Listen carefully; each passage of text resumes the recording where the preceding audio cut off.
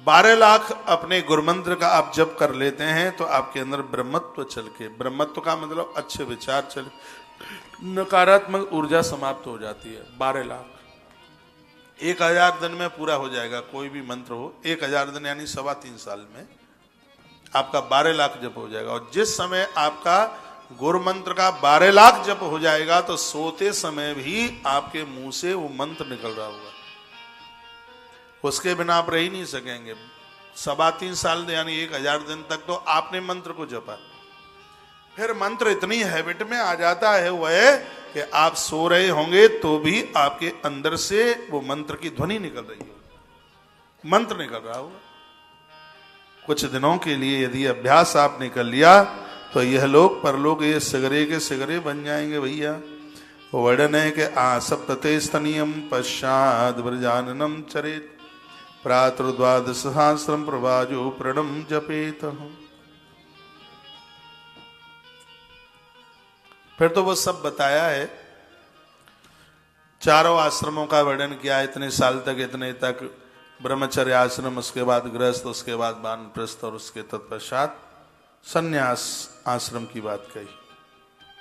वर्णन किया गया कि 70 वर्षों तक ही गृहस्थ में कर्तव्यों को पूरा करे। ये जितने भी मेरे भाई लोग मुझे सुन पा रहे हैं, मैं हाथ जोड़ के निवेदन कर रहा हूं, भगवान शंकर की इस बात को सुन लें। भगवान महादेव कहते हैं कि कलयुग में लास्ट 70 साल तक ही घर गृहस्थियों के काम को वृद्धजन करें। लास्ट 70 बहुत होती है। मुझे तो लग रहा है भोले बाबा आपने ज्यादा बोल दिया है, लेकिन शंकर जी आपके बहुत पक्ष में है।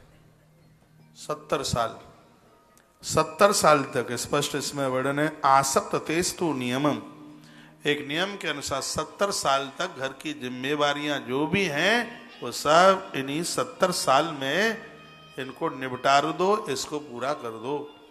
और 70 साल के बाद में तो बस सर्वाभावेन सर्व प्रकार से चैन से भगवत स्मरण कीजिए, भगवान का नाम लीजिए। 70 साल तक दुनियादारी आपने जगत के लिए जिंदगी जी है, अब इसके बाद बची खुची जो जिंदगी है वो भगवतमय हो करके भगवान के लिए अपने जीवन को समर्पित कर दो। मैंने कभी बोला था कि संसार के लिए लोग 70 साल जी लें, संसार तो खुश होता नहीं। 10-20 साल बकाया बची है, भगवान को दे दो, परमात्मा जरूर राजी हो जाएगा। वो बड़ा दयालु है, वो बड़ा कृपालु है, वो खुश हो जाएगा। संसार खुश नहीं होता लेकिन वो खुश हो जाएगा।